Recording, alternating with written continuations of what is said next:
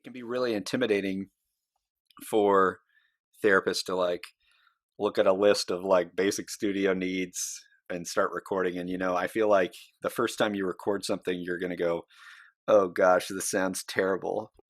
And especially, the red light blinks and you go to hmm record. So, welcome everybody. We today are going to be doing the audio engineering cranny intro to music production, a guide to studio gear setup. My name is Jesse Asch-Ortiz, and I am a music therapist and licensed creative arts therapist working in inpatient acute psychiatric care in New York City. Cool. I'm Chris Millett. I am a music therapist. I work at a university-based clinic in Kentucky. So yeah, I'm excited to do all this chatting and tell people about what they need to know about production. Jesse, what's kind of your background, both personally and clinically, for music production and recording and stuff? Yeah, sure. So, I'd say personally, um, this has been like an ongoing kind of process of when I started learning to play and I started having ideas and started wanting to be like, how do I kind of capture those and begin to put those on record? And I wasn't even thinking about like, how do I make this sound amazing? It was really like, how do I take a recording, But of course, over time, that kind of evolved into just playing with garage bands, playing with different odds and ends here and there, and figuring out like really how much I could create something that was pleasurable to also listen back to, with a relatively minimal setup, and then kind of building from there.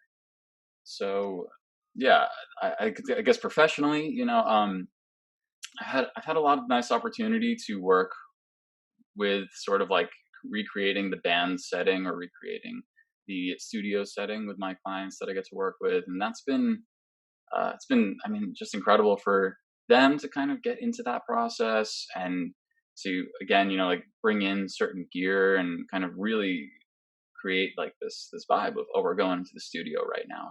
We're getting the lead singer behind the microphone, we're capturing that perfect take, or getting those like Yeah, gang vocals or those kinds of things. And yeah, it's been great to bring that into the work as well.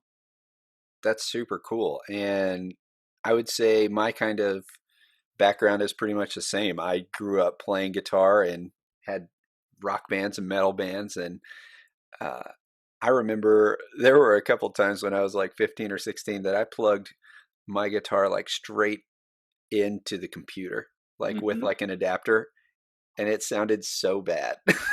But and like Audacity, I remember using like Audacity back in the day, and I think what was funny is I feel like I was more free to be creative before. Now that I'm like learning more about audio engineering and taking some classes, I start to realize like, ooh, I don't like how that sounds, and I'm becoming more critical of myself as I get better, which has its pros and cons. So what's funny is I feel like I'm still pretty, when I put on that therapist hat, it becomes very Carl Rogers, like whatever sound you make is okay, and I Absolutely. can be very compassionate to the clients and the people we're working with. But I would say clinically, I've done some of the same. Like in the hospital, I did a lot of songwriting, and sometimes that would go into recording.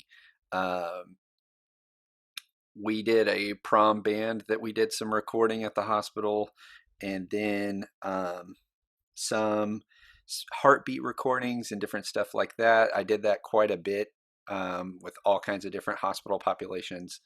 And now I kind of have one specific client that we work on production and the act of him learning how to get better at that and express himself musically, which is pretty interesting because it's very process oriented. Of I'm working through teaching. It almost seems like a production lesson, but it's very much, you know, also getting at his expression Mm. and growth as a musician. So I love that that kind of blends the, musical, non-musical goal. Because to me, usually they're one and the same. Tell us a little bit about the PDF, and um, let's just get after it. You ready? Yeah, absolutely. Let's go for it. So we're going to be kind of talking about this idea of how do you build this studio setup, but again, really not wanting to make it intimidating, really wanting to make it hopefully exciting. And I think on top of that, while it might seem intimidating at first, I think there's something really important about also emphasizing like, hey, this is what we can be putting our budget towards as music therapists, right? It's not just about acquiring all of the right instruments and accessible instruments to play, but also the accessible pieces of equipment to kind of make a functional recording setup. And we are going to be listing and discussing gear sort of in the order that we might advise that you acquire it. You don't need everything at once. It's really doable with a minimal setup, and maybe we'll talk about that later on. Yeah, and To we're start. not trying to, just read this PDF. The point is we're going to kind of go under the skin of it a little bit and tell you a little bit about our experience and what we would recommend. And because we know you can read, you already got to hear. So um, we're just going to talk about some different stuff.